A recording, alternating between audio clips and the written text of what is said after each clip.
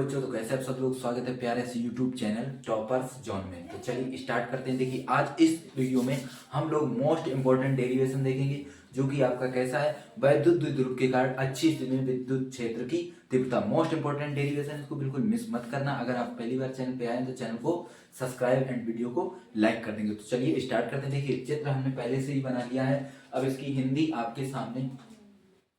तो चित्र आपके सामने बना है कि एक वैद्युत द्विध्रुव है, एक वैद्युत द्विध्रुव है जिसमें द्विध्रुव है, एक बिंदु ए है और एक बिंदु बी है। ए ध्रुव पर है माइनस क्यू आवेश और प्लस क्यू पर है, बी पर है प्लस क्यू आवेश। वैद्युत द्विध्रुव की लंबाई क्या होती है, 2l। इसका मध्य बिंदु यानी बीचों बीच में एक बिंदु O है। अगर पूरी लंबाई 2l है तो ये कितनी हो जाएगी, l, और ये भी कितनी हो जाएगी, l। कुल लंबाई कितनी है, 2l। तो O से एक r दूरी पर एक बिंदु P लेते हैं, जहां हम Q नॉट रखते हैं। Q नॉट क्या है, परीक्षण आवेश। परीक्षण आवेश को रखते हैं जहां पर हम विद्युत क्षेत्र की तीव्रता को ज्ञात करेंगे। किस स्थिति में, अच्छी स्थिति में।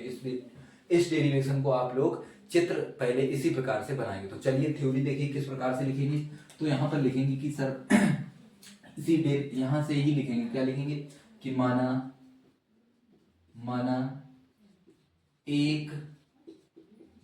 एक वैद्युत द्विध्रुव। देखिए माना एक वैद्युत द्विध्रुव क्या है, AB। माना एक वैद्युत द्विध्रुव AB है जिसके शीर्ष A और B पर दो बिंदु आवेश प्लस Q और माइनस Q स्थित है। प्लस Q या माइनस Q और प्लस Q स्थित हैं। द्विध्रुव की कुल लंबाई क्या है, 2l। द्विध्रुव की कुल लंबाई 2l है, ठीक। अब देखिए द्विध्रुव के बिंदु O से r दूरी पर स्थित, द्विध्रुव से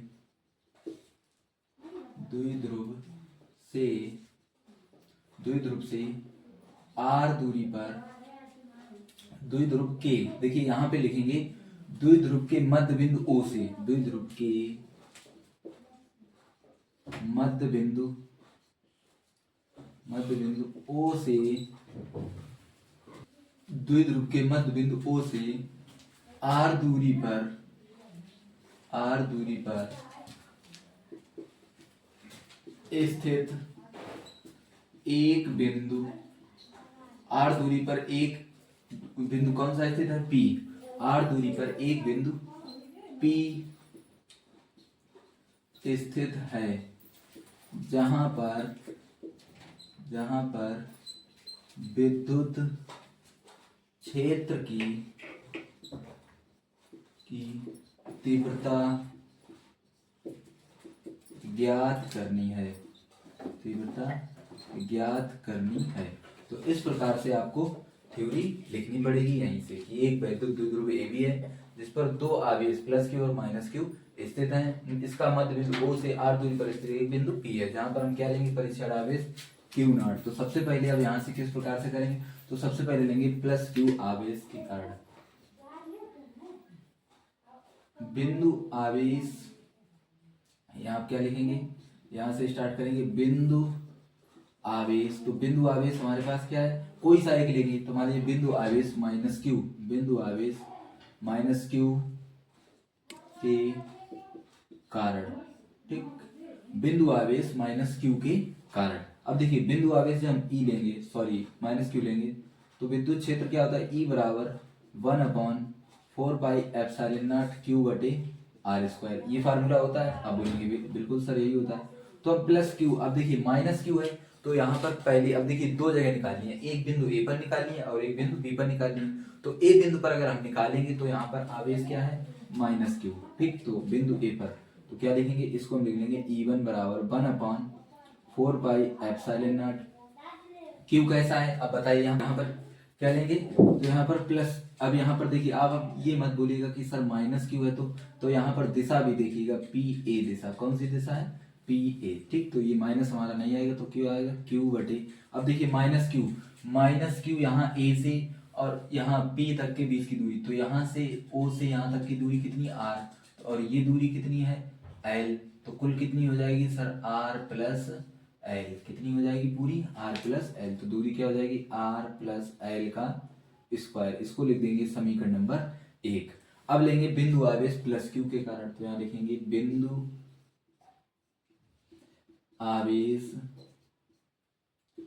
प्लस क्यू के कारण, बिंदु आवेश प्लस क्यू के कारण, तो यहाँ क्या लेंगे E2 बराबर 1/4 पाई एप्सिलॉन नॉट क्यू बटे, अब देखिए क्यू बटे क्या लिखेंगे, अब यहाँ पर प्लस क्यू, तो इसके बीच की दूरी कितनी है आर माइनस एल, तो क्या लेंगे यहाँ पे लिखेंगे आर माइनस एल का स्क्वायर, समीकरण नंबर 2।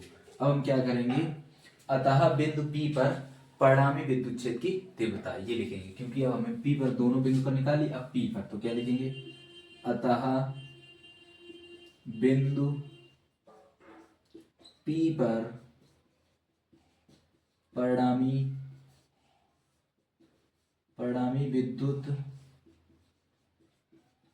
क्षेत्र की तीव्रता, अतः बिंदु P पर परिणामी विद्युत क्षेत्र की तीव्रता, तो टोटल आएगी, तो E बराबर क्या हो जाएगा E1 प्लस E2, लेकिन ये एक वेक्टर है तो यहाँ लिखेंगे वेक्टर। अब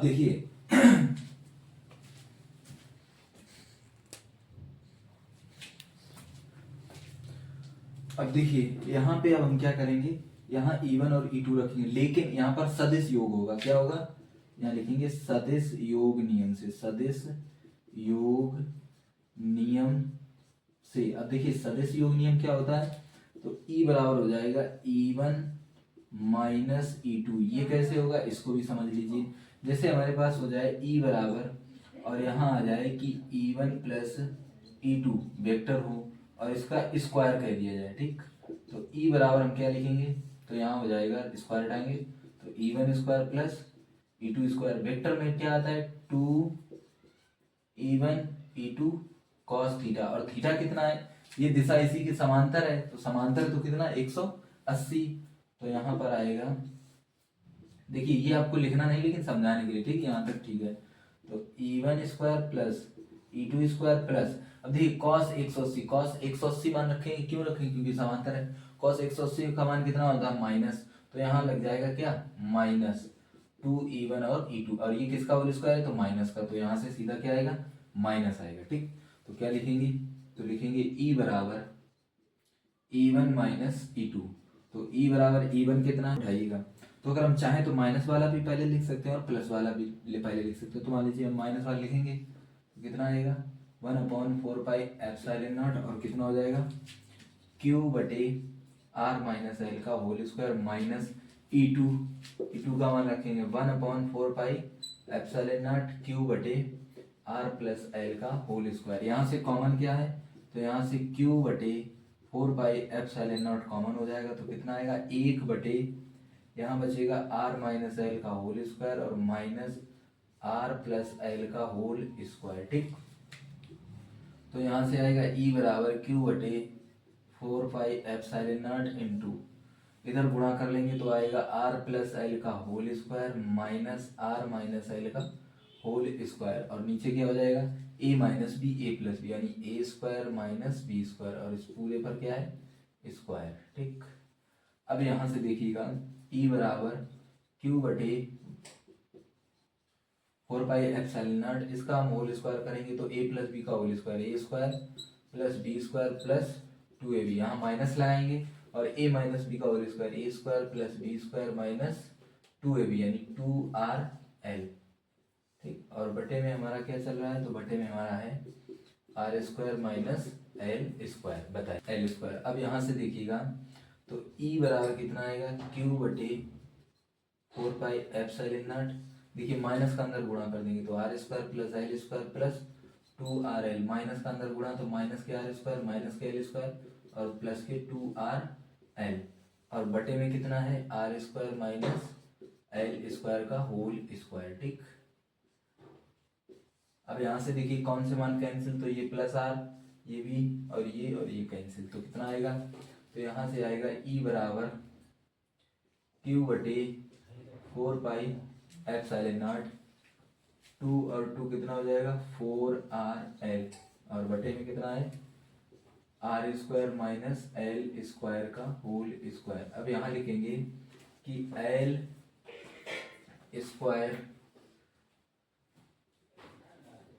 देखिए यहाँ लिखेंगे L² इज लेस देन 0। कहने का मतलब L इतना छोटा है कि हम उसको 0 के बराबर मान सकते हैं।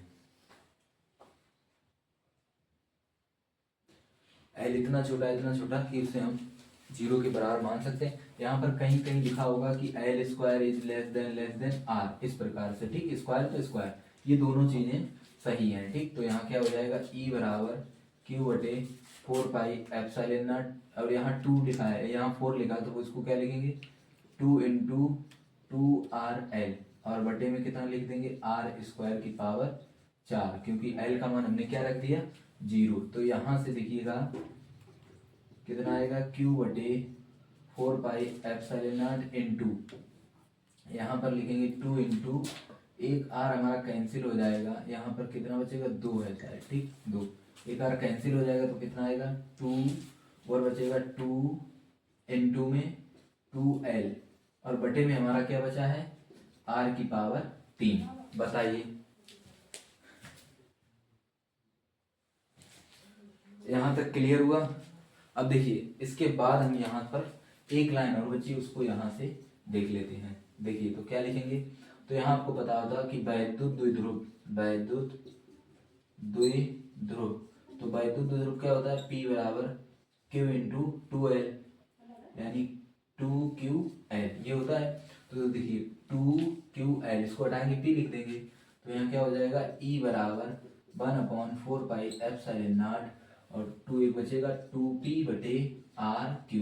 तो ये है हमारा फाइनल, और क्या लिख देंगे इसका मतलब न्यूटन प्रति कूलम, ठीक। कितना है E बराबर 1/4 पाई एप्सिलॉन नॉट 2P बटे RQ। चाहे तो इसको आप स्क्रीनशॉट कर लीजिएगा, ठीक है। तो ये हमारा था डेरिवेशन नंबर फर्स्ट, पहले चैप्टर का। आप लोग जरूर चैनल को सब्सक्राइब कर लेना। इसके बाद जितने भी डेरिवेशन है आपके इंपॉर्टेंट, सभी हम आपको वीडियो में कंप्लीट करा देंगे।